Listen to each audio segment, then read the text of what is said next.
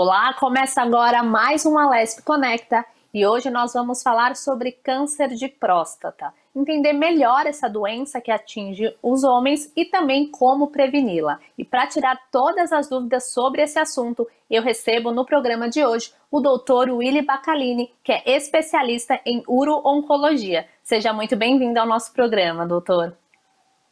Olá, Amanda. Primeiramente, gostaria de agradecer o convite da Rede Alesp. É um prazer estar aqui hoje com vocês para a gente discutir sobre esse tema de tanta importância para nós. Doutor, antes de fato falar sobre o câncer de próstata, gostaria de falar um pouco em números. É uma doença comum entre os brasileiros? Qual é a incidência aqui no nosso país? Se a gente pegar, Amanda, só as doenças oncológicas, o câncer de próstata ele é o tumor mais comum nos homens, se a gente excluir os tumores de pele não melanoma. Então, é o câncer sólido mais comum entre nós homens. E aí, se a gente falar ainda em incidência, pegando os dados do Instituto Nacional do Câncer, é uma doença que atinge mais ou menos, vai atingir em torno de 65 mil homens no ano de 2020, com uma mortalidade aí em torno de 15 mil pessoas. Esses dados são dados relativamente estáveis nos últimos anos. Doutor, a gente fala às vezes de câncer de próstata, mas as pessoas não entendem o que é a próstata e qual que é a função no organismo do homem. Então, eu gostaria que o senhor explicasse um pouco melhor para a gente, né, essa função da próstata e por que ela é tão importante. Essa é uma dúvida bastante curiosa, né, Amanda? Porque a próstata acaba sendo um órgão relacionado somente ao câncer da próstata, né? Mas a próstata nada mais é do que um órgão que faz parte do aparelho reprodutor masculino, né? Ela é responsável por produzir uma secreção, a maior parte do sêmen do homem, do ejaculado do homem, vem da próstata, e essa secreção é responsável por nutrir o espermatozoide para que ele tenha vida, para então questões de fertilidade. E a localização dela é muito próximo da bexiga e da uretra, né, do canal da urina. Por isso que ao crescimento da próstata pode estar relacionada a sintomas urinários. Doutor, eu queria que o senhor falasse um pouco a respeito de sintomas, né? A próstata, ela dá algum sinal de que ela, né, tá ali apresentando algo diferente? O homem pode ter algum tipo de alerta para o câncer de próstata ou é uma doença mais silenciosa?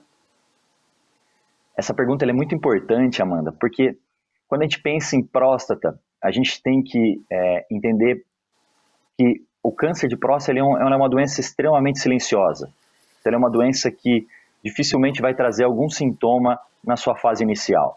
E quando um homem tem algum sintoma por conta do câncer de próstata, muito provavelmente esse homem está com esse câncer há alguns anos, se não mesmo até mais de 10 anos.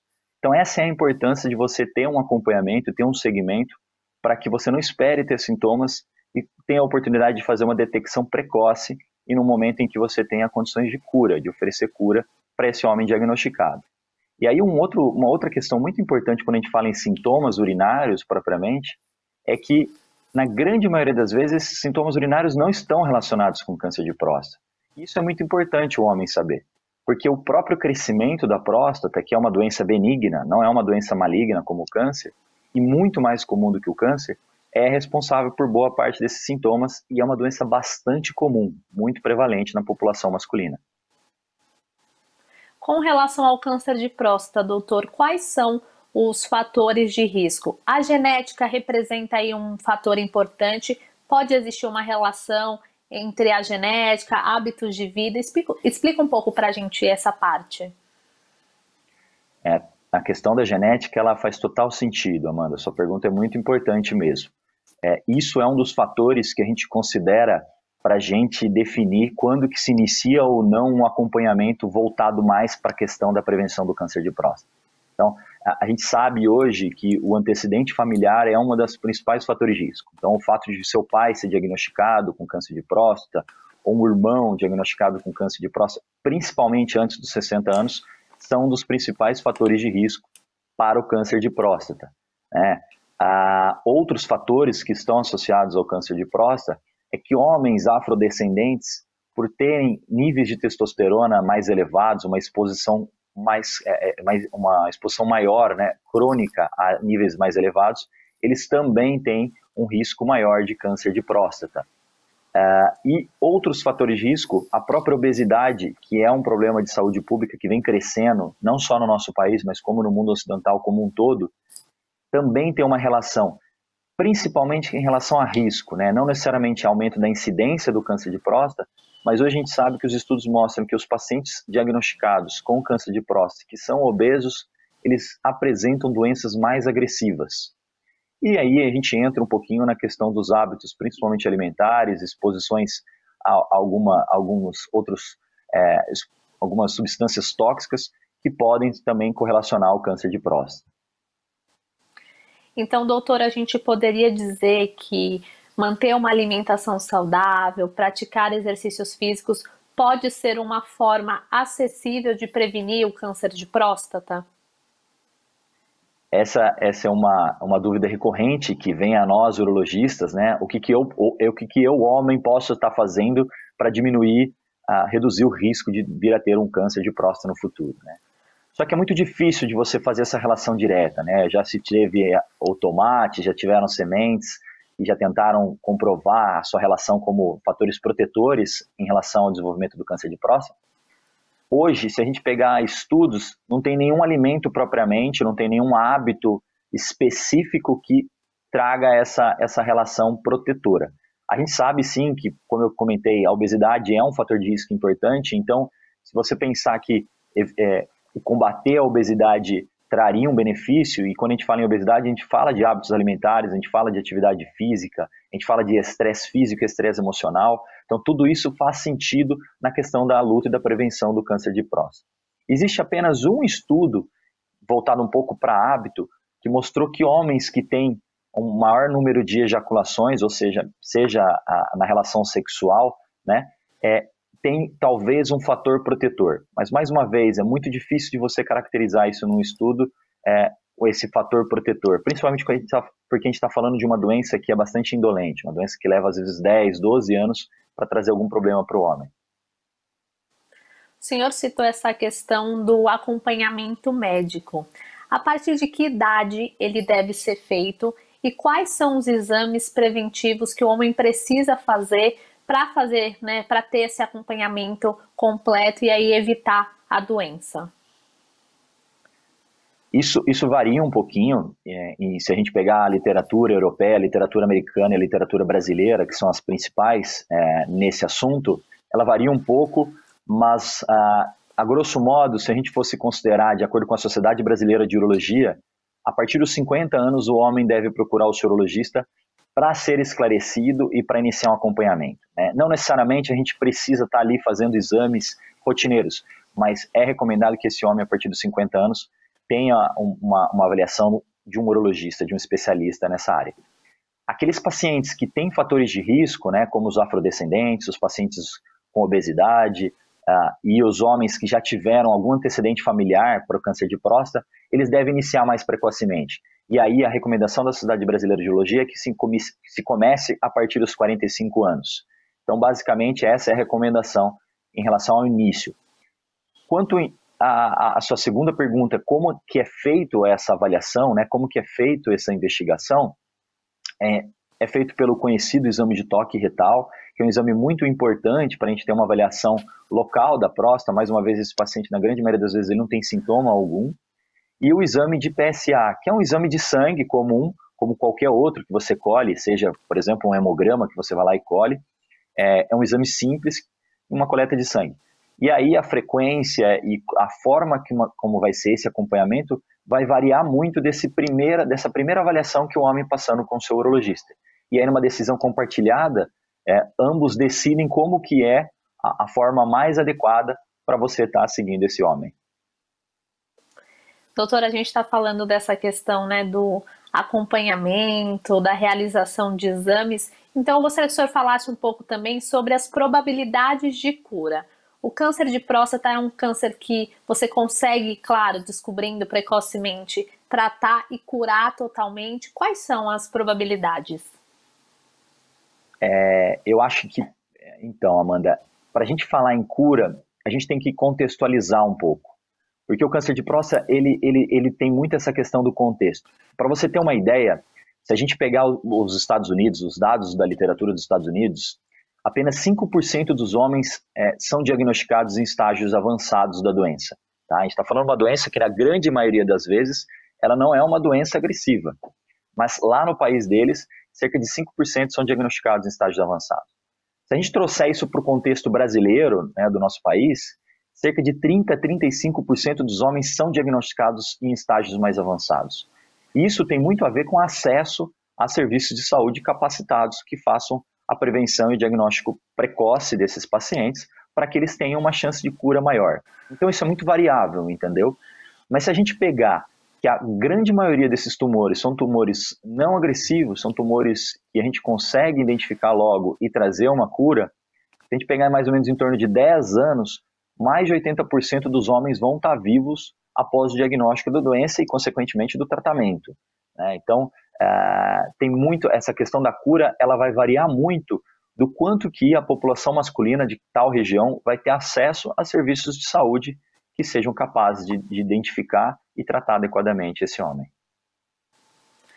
Já que a gente está falando, né, doutor, dessa parte de cura, então gostaria que o senhor explicasse um pouco melhor essa importância do diagnóstico precoce e também se existe a possibilidade desse câncer de próstata evoluir e acabar atingindo outros órgãos.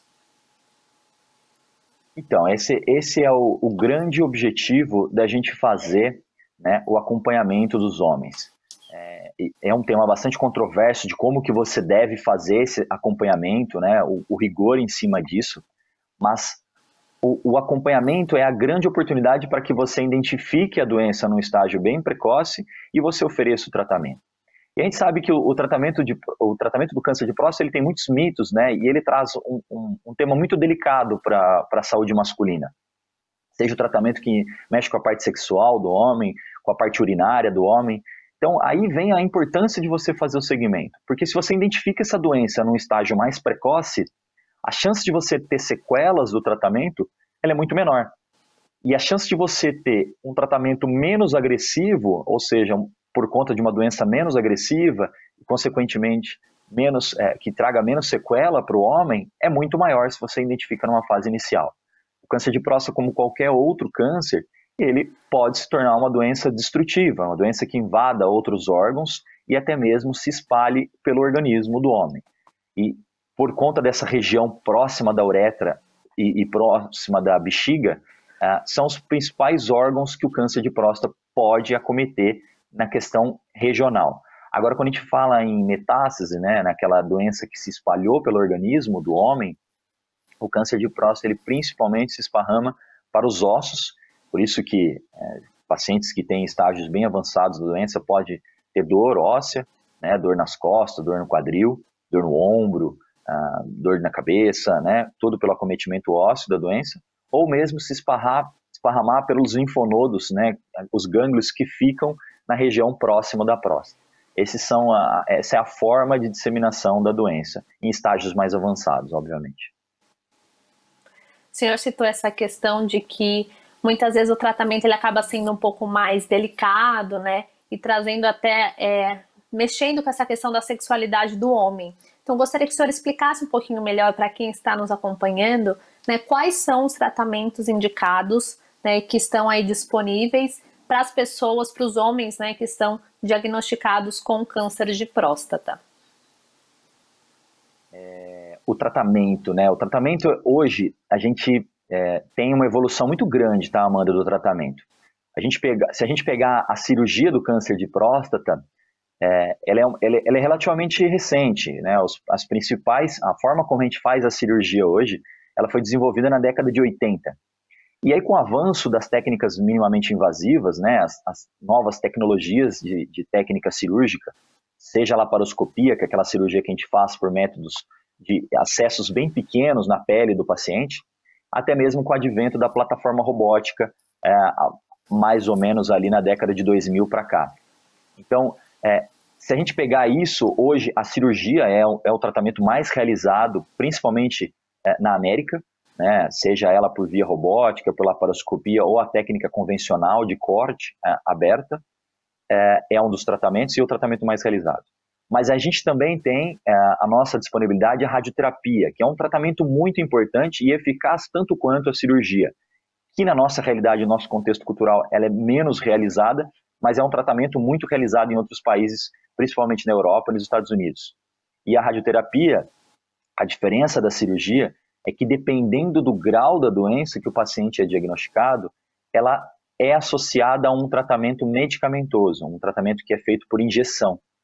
E essa injeção, ela nada mais é do que uma injeção que vai diminuir os níveis de testosterona do homem, ou seja, vai deixar o homem num nível de testosterona bem baixo e ele vai ter sintomas por conta disso, desse tratamento, que nada mais é para você complementar o efeito da radioterapia no câncer, né? Então, como se fosse um elemento a mais para controle da doença. Esses são os dois principais tratamentos que nós temos hoje, quando a gente fala do ponto de vista de tratamento ativo, tá, Amanda? Existe uma modalidade que surgiu nas últimas 2 décadas, principalmente, que a gente chama de vigilância ativa. O que é a vigilância ativa? Como a gente está falando de uma doença muito variável, mas que na grande maioria das vezes é uma doença pouco agressiva, para a gente evitar que os homens que sejam diagnosticados por uma doença muito pouco agressiva sofram do tratamento sem a necessidade de sofrer por esse tratamento, esses tumores bem pouco agressivos nós conseguimos acompanhar de perto. Isso é muito delicado, porque o paciente vai acabar questionando o médico, né? Doutor, eu tenho câncer de próstata e você não vai fazer nada. Não é exatamente não fazer nada, mas é acompanhar de perto. Então, é uma doença muito pouco agressiva, a gente tem várias ferramentas que a gente consegue lançar mão hoje e acompanhar esse homem de perto, para que, às vezes, eu consiga oferecer um tratamento para ele dali 10, 15 anos, ou até mesmo ele chegar numa idade em que não há mais o benefício de ter o tratamento e não precisar passar pelos efeitos do tratamento para aquele câncer. Então, as 3 modalidades, bem resumidamente, seria a cirurgia, a radioterapia, né, com ou sem a injeção do medicamento, e a vigilância ativa. O senhor citou essa questão da testosterona, né? Então, gostaria que o senhor explicasse um pouquinho melhor o que é a testosterona e quais são as relações que a gente pode estabelecer entre a testosterona e o câncer de próstata. A testosterona nada mais é, Amanda, do que o hormônio masculino, né? Como o estrogênio é para a mulher, a testosterona é para o homem. E a testosterona, ela está relacionada, né, a várias questões na próstata.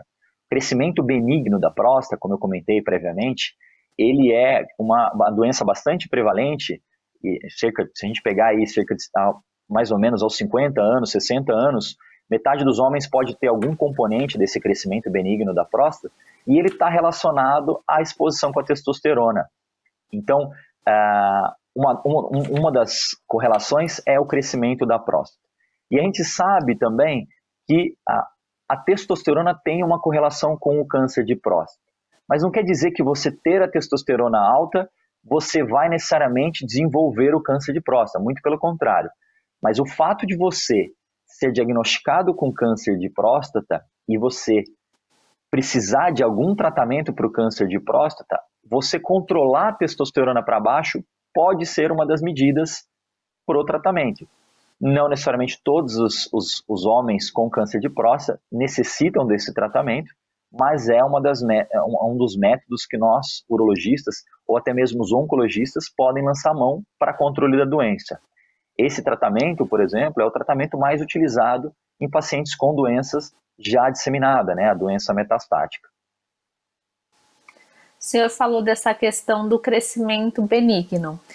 O que é, quando que ele acontece e se não acompanhado, ele pode aí passar a se tornar um câncer ou isso não é possível?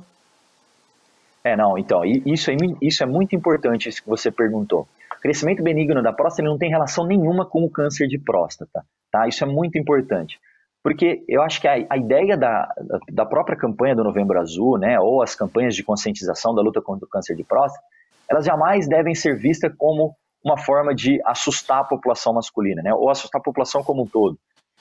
Muito pelo contrário. Então, assim, sintomas da próstata, na grande maioria das vezes, eles não estão relacionados ao câncer de próstata. Por isso a importância de um acompanhamento, porque é uma doença silenciosa. O crescimento benigno da próstata, que também é chamado de hiperplasia prostática benigna, ele é uma doença que está relacionada ao envelhecimento masculino. Então, quanto mais velho o homem for, maior é o risco dele vir a desenvolver sintomas relacionados ao crescimento benigno da próstata. E ele é uma doença muito prevalente, como eu disse, cerca de metade dos homens podem ter algum escopo da doença por volta dos 50, 60 anos. E essa doença que nos dá sintomas urinários, a dificuldade para esvaziar a bexiga, aumentar a frequência noturna, né, de micção, aumentar a frequência diurna também, ir várias vezes, começar a ter aquelas urgências, né, a necessidade de repente de ir ao banheiro, ou a dificuldade até para segurar a urina. Então são todos sintomas que estão correlacionados ao crescimento benigno da próstata, que é uma doença, mais uma vez, vale frisar, não tem correlação com câncer de próstata, é mais comum que o câncer de próstata e tem tratamento para que traga qualidade de vida para esse homem que sofre desses sintomas, né?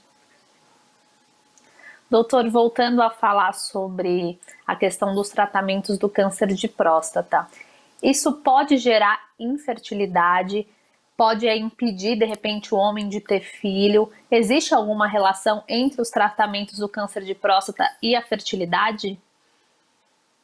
Sim, sim, Amanda. Em relação à fertilidade, sim. Porque se a gente pensar que a próstata ela é o caminho para a ejaculação do homem, né, e a próstata produz uma secreção muito importante para a saúde do espermatozoide, o tratamento do câncer de próstata interfere totalmente na fertilidade masculina. Como ela é uma doença diagnosticada, na grande maioria das vezes, em homens mais velhos, em homens que já têm, né, já tem a sua vida constituída, né, o pico de incidência do câncer de próstata é em torno dos 65, 67 anos. Tá? Então a fertilidade não é grande um problema. Claro que isso deve ser sempre discutido com o homem, né, diagnosticado com câncer de próstata, se ele tem intenção ainda de ser pai ou se tem intenção ainda de engravidar, né, por conta do tratamento. A cirurgia do câncer de próstata, ela remove a próstata e o homem ele não ejacula mais. Então, consequentemente, ele fica infértil. E mesmo a radioterapia, que você não retira a próstata, a irradiação na próstata, que acaba destruindo aquele tecido, também interfere na fertilidade masculina. O que é a preocupação normalmente nesses homens, nem é muito a questão da fertilidade, mas é da potência sexual, né, da função erétil.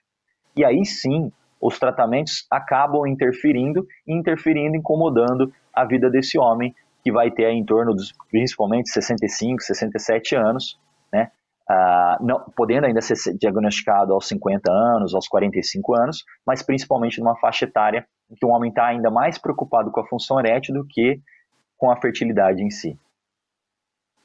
Doutor, eu acho que, né, falando desse assunto, vale até esclarecer alguns mitos. Algumas pessoas acabam associando a vasectomia a casos de câncer de próstata. Isso realmente é verdade? É uma possibilidade? Porque às vezes as pessoas têm esse receio, então acho que vale a pena o senhor, como especialista, esclarecer essa questão.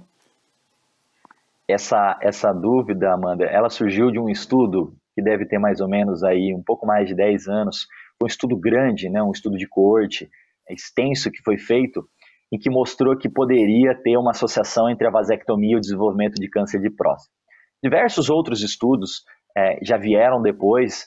Todos esses estudos são estudos bastante criticados, são estudos de metodologia bastante difícil, né, que são questionáveis essa metodologia para você fazer essa associação, e mostraram que não existe essa correlação entre vasectomia e câncer de próstata.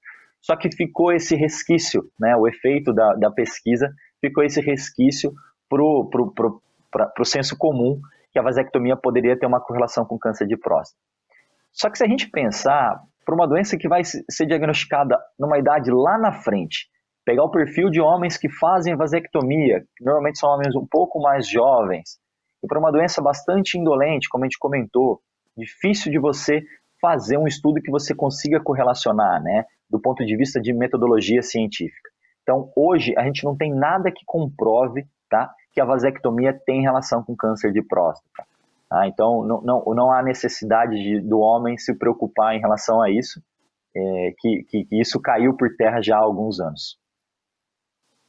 Doutor, o nosso programa está se encaminhando para o fim, mas eu gostaria também que o senhor falasse a respeito, né, dessa questão do cuidado do homem com a própria saúde. Né? Qual que é a importância dessa conscientização de que você precisa sempre estar ali buscando um acompanhamento médico, se você tem algum tipo de sintoma ou está percebendo algo estranho?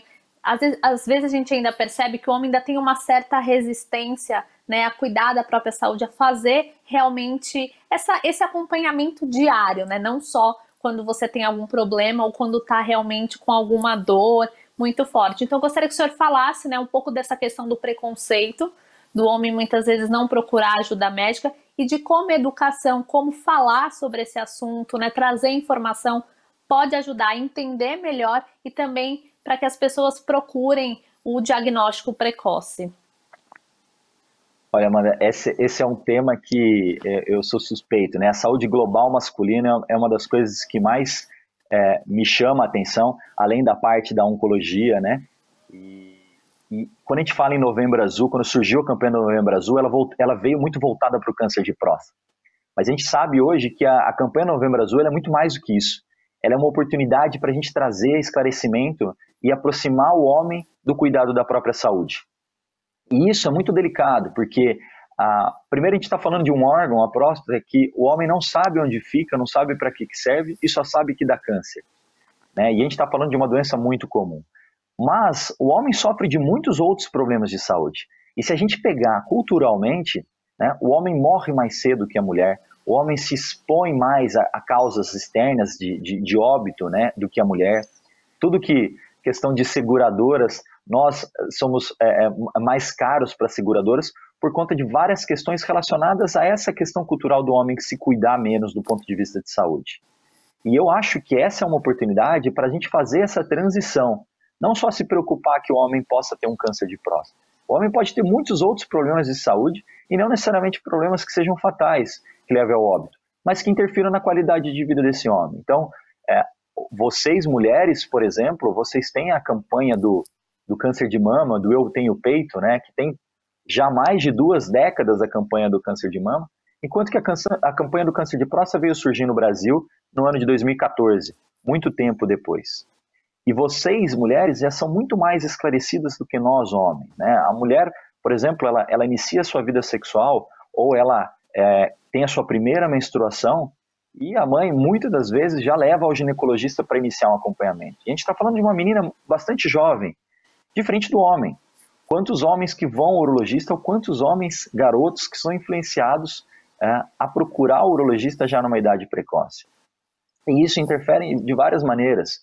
Vocês já terem um médico que as acompanhe desde cedo, que as orientem, essa questão do autocuidado, de conhecer o próprio corpo, de autoconhecimento, isso interfere muito na questão de saúde.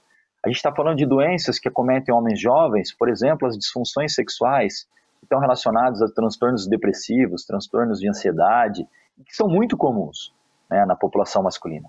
Fora outras doenças que também são importantes do ponto de vista de saúde pública, né, que é a questão das doenças sexualmente transmissíveis, e que é muito pouco abordada em relação aos homens, principalmente porque a gente está falando de um perfil de população, da população masculina, que não vai ao médico, que não vai se orientar, não vai se esclarecer, diferentemente da mulher, que é muito mais bem esclarecida.